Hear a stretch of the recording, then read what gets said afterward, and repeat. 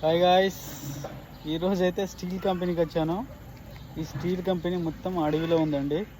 ఇక్కడ వర్క్ చేసే వాళ్ళు మొత్తం బంగ్లాదేశ్ వాళ్ళే. మొత్తం అడవిలో ఉంది స్టీల్ కంపెనీ.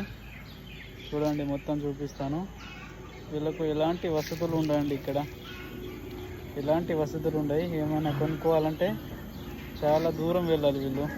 మొత్తం చూపిస్తాను చూడండి.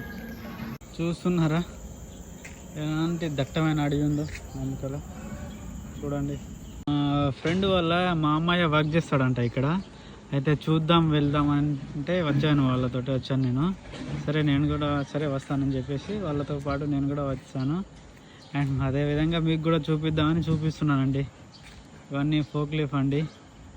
పెద్ద పెద్ద రాడ్లు ఉంటాయి కదా, ఐరన్లు, అవి మనుషులు మోయలేరు. వీళ్ళు ఉండడానికి రూమ్ చూడండి. ఇలా ఉండే రూమ్స్ ఇలా ఉన్నాయి చూడండి.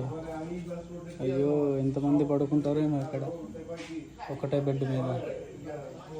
చూస్తున్నారా ఎక్కడి నుంచో వచ్చి ఇంత మారుమూల ప్రాంతంలో వర్క్ చేసుకుంటున్నారండి. మొత్తం డబ్బేనండి.